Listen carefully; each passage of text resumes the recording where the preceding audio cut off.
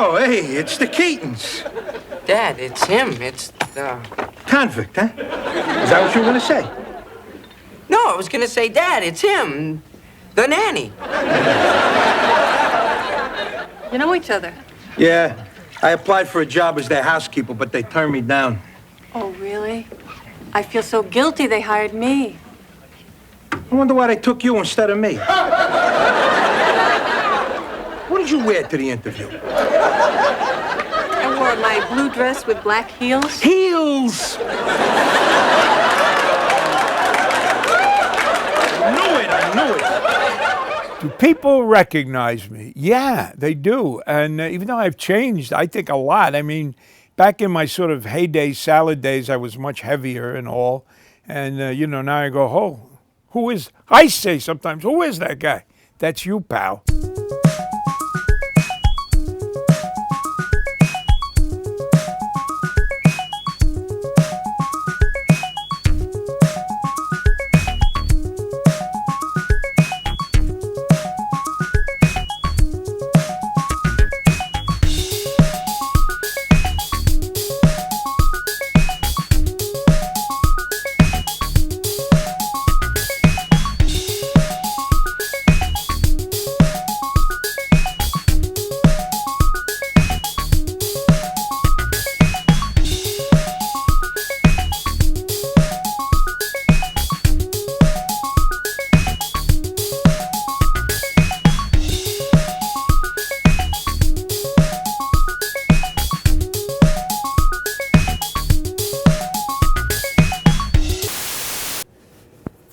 Ta-da! It's me. You thought it was Brad Pitt, huh?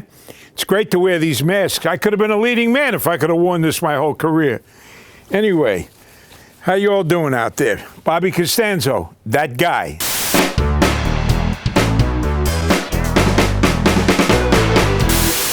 Where did I grow up? I'm going to let you in on a little secret. I really haven't yet. But I am from Brooklyn. Surprise! You narrowed it down to that in South Dakota, didn't you? Huh? Anyway, Brooklyn, New York, great place to grow in. My wife says I over-romanticize it, but anybody who lived there back when I did, back in a long time ago in a galaxy far, far away, it was great growing up there. It was very safe, and my childhood was... I'd say sort of uneventful. It was a happy childhood. We lived in a small apartment. My grandfather owned the house. He bought it. He came here from Italy. And my dad was in the private sanitation business. But we were not connected, believe it or not.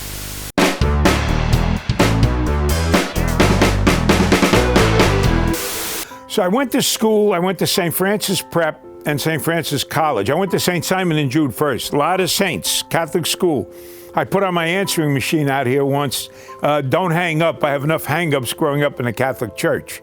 So my mother wanted to send me to after St. Simon, and when when my teenage testosterone was kicking in, she said, you're going to an all-boys school.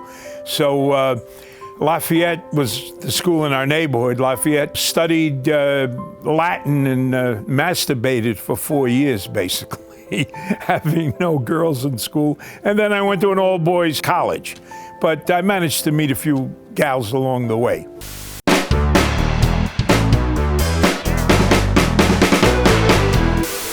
Oh boy, when did I actually decide to go into acting? It wasn't right away. It was about 5 or 6 years after I graduated college. I had a degree in business. Everybody said, you're funny, Bobby, you're a great raconteur, and I was sort of the guy who made everybody laugh and went home with bagels in the newspaper and set my friends up with girls. So, but I was sort of the unofficial sort of storyteller of the gang, and I was kind of funny.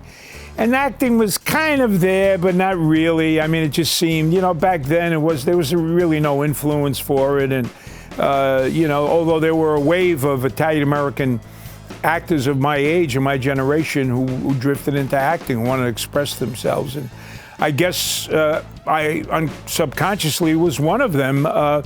But not until I went to a sales meeting, oddly enough, when I was in the textile industry, I wrote a little play about the company and put everybody down. Long story short, I wound up flying back to New York with Bob Levinson, the chairman of the board of the company, who said, "Costanzo, you're very funny.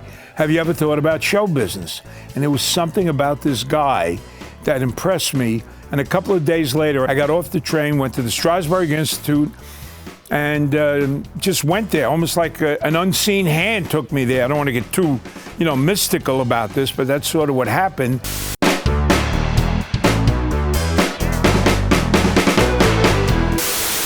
I would have to say my first big break probably was getting the Saturday Night Fever job. It was interesting about that part. Initially, the Saturday Night Fever script, John Avildsen was the director, and it was going to be not a musical. So I was called in on a Sunday to go to a townhouse where John Avildsen, the director, who was very hot at the time, he had done Joe with Peter Boyle, and it was going to be a relationship movie, and I was up for a big role. Here I am, a fledgling actor. I was in my 30s, I think. And not that much older than Travolta, but I was sort of a father figure. I ran the hardware store, and if you remember, there were some scenes in the movie with that. And I did pretty well. It got down to me and another guy, I think. And then what happened was Robert Stigwood, he was the producer, and he was a big media mogul, and they were producing the movie, and he and Avildsen did not get along, so they fired Avildsen. They hired a young director named John Badham, made it a musical with the Bee Gees, and the rest is, as they say, history. My part went to a much older actor, and it was very compressed and much shorter, but they offered me that role in the paint store with John, which has become somewhat iconic. All right. Customers like that. It gives them a sense of power. I need some brushes. All right, how much paint you planning to do? After these two rooms, I wouldn't paint my wife's ass purple. What color is it now? You want to know what color my wife's ass is? You brung it up? Actually, it ain't got no color. Just stripes, them stretch stripes. What about them brushes? Right, see that second display counter over there? Yeah, it was a lot of fun working with John Travolta on Saturday Night Fever. I got to know him a little bit. What was amazing and not surprising was he was gigantic at that time, and all the girls, we shot that in Brooklyn, very close to where I grew up on 86th, and we literally, when I say we, the crew and everything, had to smuggle him out the back way because they wanted to tear him apart. They were so, rabid and fanatic about him.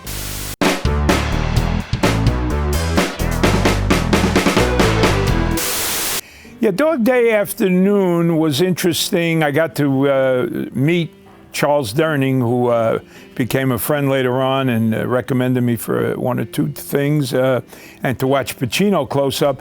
Interesting about Dog Day, I mean, we were all extras. When I say we were all aspiring actors out here. And not to disparage, but a lot of extras are just people who are not interested in acting as a career, but as an adjunct to make some extra money. But we were all actors, and we all went to the set and worked a lot of days on that, and got to watch them close up and all. And I actually have this really good close up of me, even though I'm not on the roll. And they did an anthology of great films of the '70s, and they mentioned that. They paid me for it, so that was nice.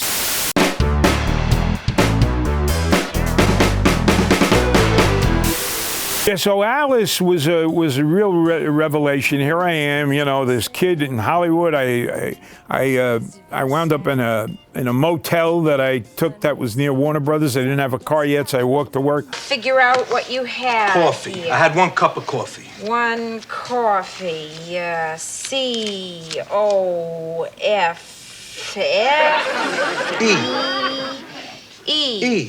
I got 2. Yeah, 2 E's. Beautiful. 35 cents. T-A. Hey, what are you trying to do to me? Hey, look, come on, here's $1, huh? That ought to take care of it. Well, wait a second. Coffee is only 35 cents. Don't you want your change? No, I want to leave a tip. But not on account of you. I want to leave it in memory of all the other guys that got stuck in here. They were all very nice to me, particularly, like I said, Linda Lavin, who actually took me around to meet Jerry Franks, Alan Arado, and other casting people who she knew, and that really got my career launched. And I wound up doing 2 more of those as time went on.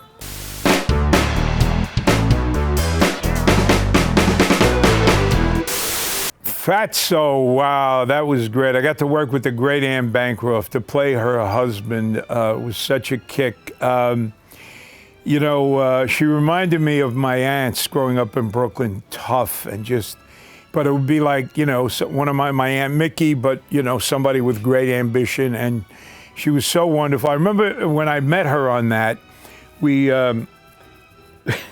were talking, and she said, "You got to be in my movie, Bobby." She goes, "Don't read the script. Don't worry about it.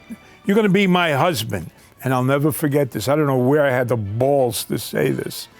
And I said, "Really, Miss Bancroft? Call me Ann." "All right, Ann, but aren't I a little young to be your husband, you son of a bitch?" she said.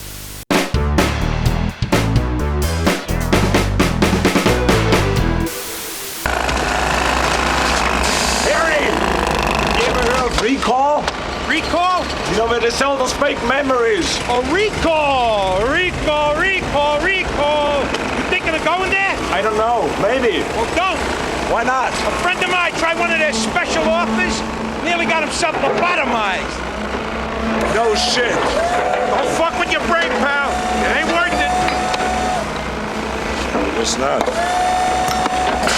Total Recall. I have some recall about Total Recall. Got to work with Arnold, shot it in Mexico City, and Schwarzenegger was a gem, you know, and a lot of fun to be around. And he handled me like I was a 5-pound sack of sugar when he snapped my neck in the beginning of that. And, you know, I learned to do a pretty good impression of him, and a lot of laughs, you know, working with Paul Verhoeven, great director, and that was one of my highlights. I had a lot of fun doing that.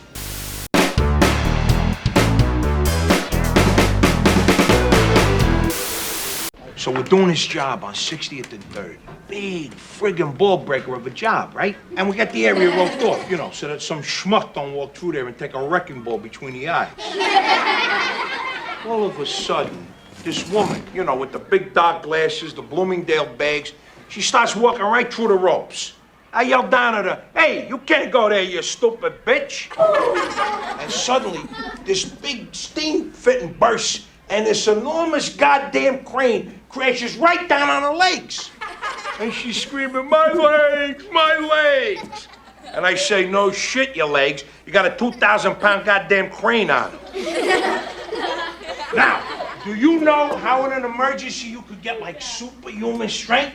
Huh? I reach down and I lift this crane, and Ernesto's able to slide her out from under, and the doctors were able to save her legs.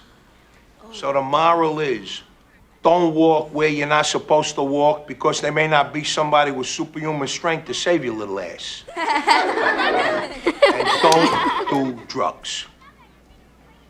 That's it. City Slickers, oh, Billy Crystal, such a great guy, put me in about 4 or 5 movies. That monologue, I would say, of all things that I've done, that's become probably the most iconic and known, you know. I've heard that colleges used it. A friend of mine's son went to college, and they put it on their answering machine. They put that monologue. I never got any money for that. I thought that, you know, deserved that attention. It was just such a beautifully written monologue.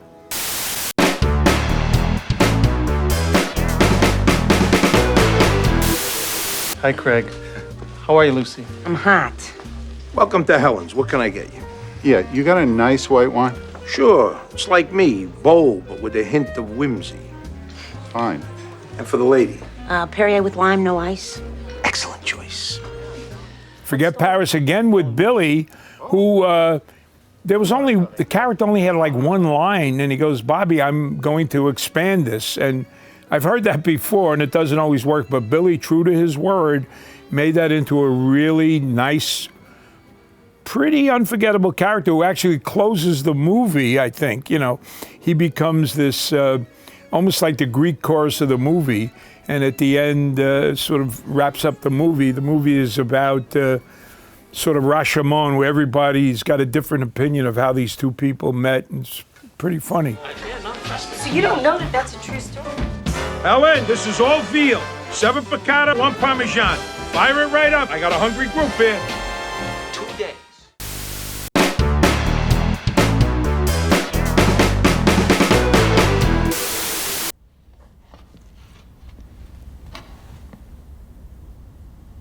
Hey, Tommy, you helped me, and I helped you. 2 neighborhood guys make good. A Goomba and a Mick. With Friends Like These, in some ways, was my crowning achievement. My dear friend Phil Messina wrote and directed it based on my life and the life of other actors who we grew up with, Joey Pantoliano, Kenny Lerner, guys who have gone on to do well. And Phil developed it. We got it in with Penny Marshall, who produced it. Because of Penny's reputation, Bill Murray worked with us. Marty Scorsese played himself. And it really is in many ways, the highlight of my life. Amy Madigan played my wife. It was just such a joy. My sons played extras in it.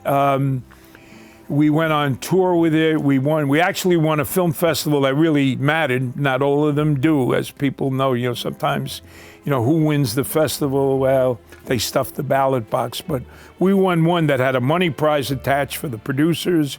We went to Munich with it, and it remains a really good look at the industry. You wanted to meet actors? They're all here. Every Goomba hitman, Jew lawyer, Irish mug you have ever seen on TV. This is an elephant graveyard of faces you cannot name. Well, thanks for the stereotyping, Maurice. Glad you don't fit into any pigeonhole yourself. You still driving a black Beamer?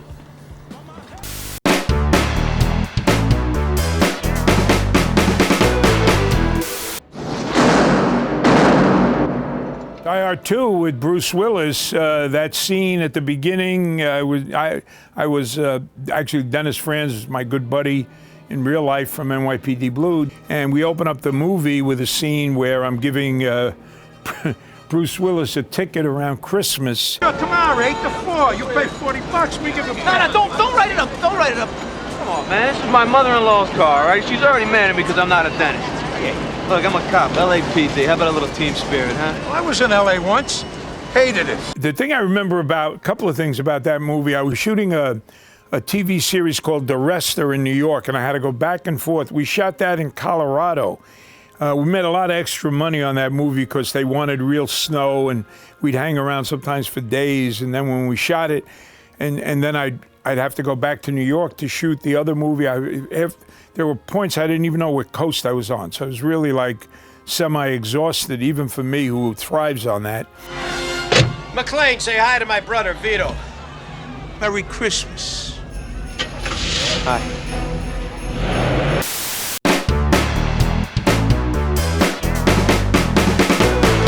My wife is having an affair with Mike Tyson.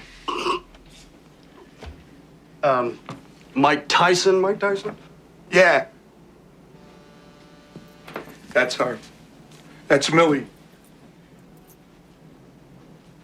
Well, she's a beautiful girl. When I think of the two of them... All right, calm down. Calm down. Let's just think this through. Honeymoon in Vegas. My first question. Oh, man, that was... You've seen them together? That was wonderful. I remember being pretty sick that day. We shot it in New York, and Andrew Friedman was the director. He was a former history teacher, and he pushed me forward on that, and I'm really happy about what we got. That scene was hilarious.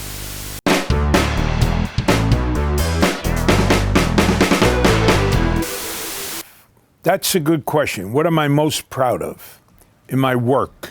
Well, with Friends Like These, where I had to carry the film, you know, I did the lead in another movie called Do You Want to Dance in Chicago, which was a little bit of a departure. I was co-lead in that. That was a nice little film. It didn't get much play, wound up in Video Village and on streaming on TV. I think it's on Amazon Prime now also. NYPD Blue, you know, being in on that initial first year in that really iconic breakthrough TV series and being part of that, although I thought I was going to be on it forever, because David Milch, who created that, because I remember I was over at Bochco and he showed me this beautiful embossed script with a badge, NYPD Blue, and he goes, pick a part here. And I go, pick a part? So, you know, actors, I'm looking, I go, I like that Sip. He says, Sipowicz, that one's taken. I go, thanks. So he says, I was hoping you'd do Giardello, which is the character I wound up doing. Unfortunately, Giardello gets killed after 7 episodes, but it was so great to be a part of that.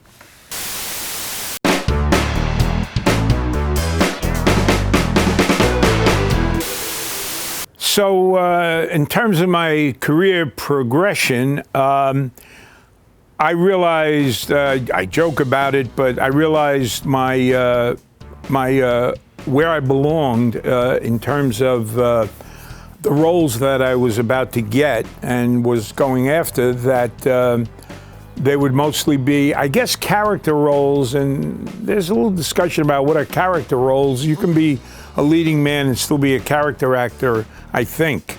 But the term character actor has come to mean not the lead, you know, the guy who brings a sort of gritty, you know, real guy feel to it. And I guess that was my stock in trade, and it did not bother me. I think what it's come to mean is not the leading man.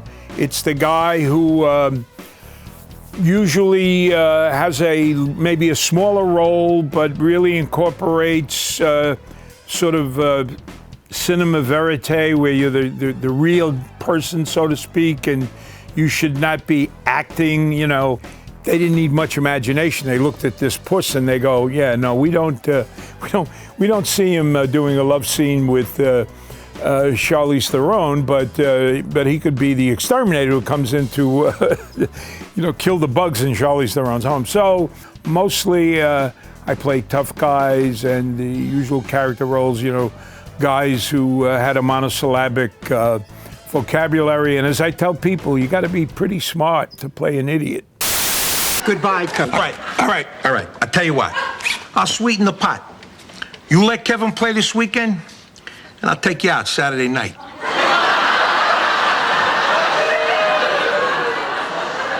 You haven't read The Art of the Deal, have you, Coach? That's one of the good things about being a character guy. You often get a showy scene, something that's memorable. Hey, we just got a report. Bigfoot's in the ice cream truck. We know. Get in. Buckle up, everybody. And Judy Moody, it was fun working with the kids. And I believe it was Heather Graham. I had a good time. That was fun. It was just, it's great. When you work with kids who haven't worked much, you know, you feel like the uncle at a birthday party you didn't want to go to, and then when you go, you're happy you're there, you know. I think Between the Lines was right after Saturday Night Fever. That was a nice break. I got to go to Boston, and I worked on Between the Lines, which has spawned so many great actors. They were young at the time, some somewhat well-known. Bruno Kirby, great actor, became a really good friend. Jeff Goldblum, Michael Tucker, Jill Eikenberry, Stephen Collins. I mean, you go on and on. All these young it was a counterculture movie, and I got up to beat the crap out of Bruno Kirby in Boston. So I remember that, and you know, it's funny, I sort of looked up to Bruno. I remember seeing him in a couple of things. He says, don't worry, Costanzo, kick the shit out of me. So that was fun.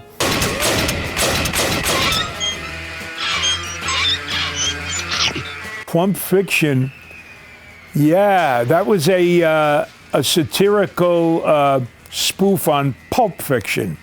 Yeah, and I got to play that guy with the, they did a goof with the neck with the Band-Aid. That was fun.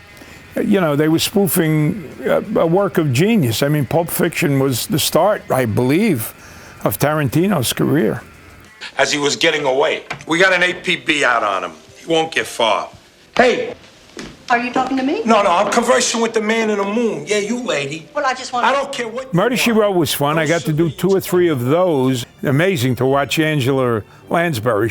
That woman worked 14-hour days at some point. She was, a great actress. That was kind of like being in a kind of classy Broadway theater production. They used all really good, a lot of theater actors in that, and Lansbury, of course. It was fun. The Fresh Prince of Bel-Air, I worked with Dick Clark, and I think it was the last episode before he leaves Philadelphia and goes to live with other people out on the West Coast. And yeah, I had some fun talking to Dick, who looked even younger in person, and we talked about the American Bandstand days and those all the girls we had secret crushes on back then. So that was a lot of fun. Yeah, I did Soap, which was a really ahead of its time sitcom. That was just amazing. It was so well constructed, and that's when I met Billy. I played a carny, like a carnival barker, and Billy was, I guess he was the young gay character, was he not in that? But we met in that, and that's how I got to know Billy, and Joe Mantegna was in that, who became a friend, and Billy, we worked together a lot. So that was certainly a nice highlight and very productive. My name is Charlie.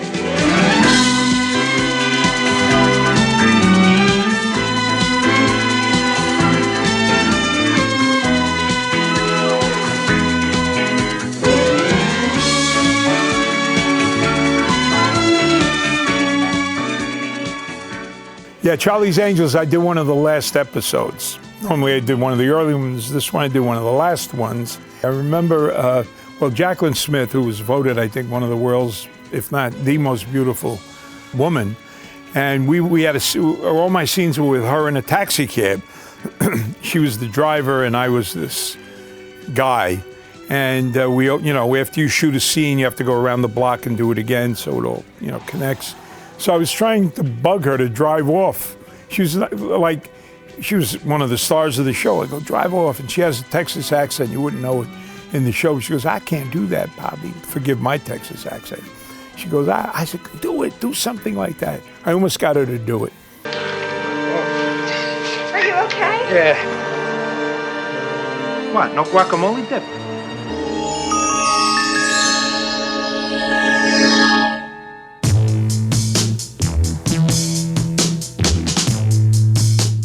Yeah, Rhoda was another one of those early sitcoms I did that Linda Lavin took me around, and I got to work with Valerie Harper. What a doll! What a prince! She was princess. She was, princess indicates like attitude, not at all. No, just a great gal. And then I did a Bob Newhart. Again, MTM. I did a lot of stuff for the Mary Tyler Moore Company back then when it was Grant, Tinker, and Mary.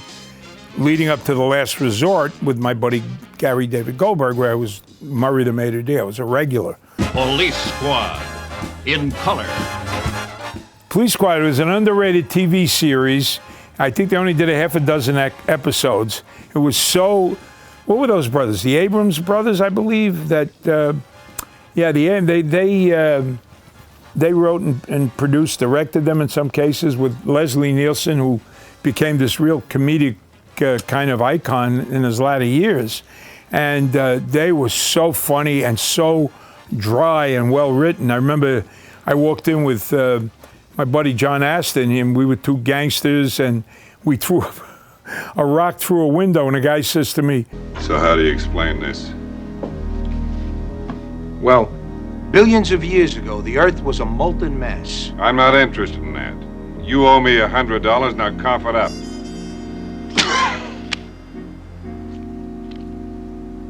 That's only a 20. So, Friends, interesting. Again, that was one of the early shows. I talked about having done a lot of the first and second shows of series. I was Joey's father in Friends, great episode. I was actually cheating on my wife in the episode. Brenda Vaccaro, the great actress, was my wife.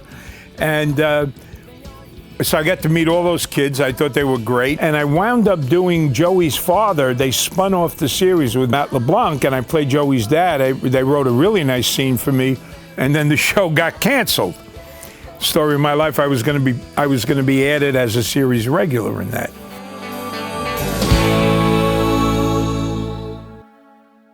Well, the reason I still work is I still love acting. I mean, the great thing about being an actor is you never really are retired in a way. I mean, it's like when you have to fill things out. Are you retired? I go, you got a project in mind? You know, you keep going. You know, you just move from sort of one category to another. In my case, I always joke. I said I was a leading man in the Academy Players Directory. The Academy Players Directory before the computer age was where everyone would look you up and see, oh, there he is, you know, older character guy, you know, young, handsome, Brad Pitt, wannabe, whatever. So you keep going. You move into maybe slightly different categories. Now I became a grandpa, I realize. You go, oh my gosh, you know, you go for a commercial, they say, I'm a grandpa? Are you kidding? You know, when you go on these, I've gone to a couple of those signings and people remember you, they remember lines you've done, and they pick you out and they'll say, yeah, you're that guy. Once in a while they'll say, yeah, you're that guy, you do little parts. What? Sometimes I laugh and let it go, sometimes I go, little parts, huh? And then I get a little nuts and say, what do? Are you the CEO of your company, you know? Yeah, you're that guy. Well, in trying to sort of, put a cherry on top of the sundae, it has been a great journey, continues to be one. I would say to people, whatever it is in life, we're here for a reason. Do you know what it is? I mean, sometimes there is a crossroads in your life. I say, go for it. You see an opening, go for it. What the hell you really got to lose? As far as, literally going into acting, a lot of people go in it for the wrong reasons. If the money comes, that's great. That's, of course, what it's about. But, you want to do it because it fulfills you, and that's important. Because most people settle and don't do and do have regrets about, how they spent their life. So, to wrap it up, I'm Bobby Costanzo, and I'm that guy. Take care. Great talking to you.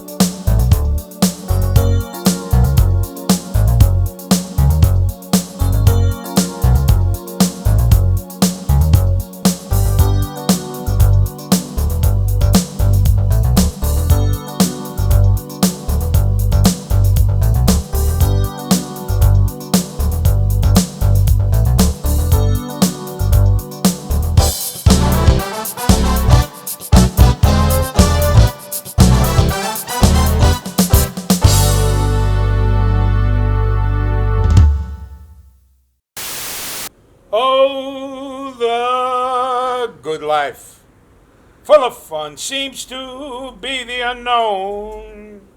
Ah, the good life, when you find all the da-da, and I never know the friggin' lyrics.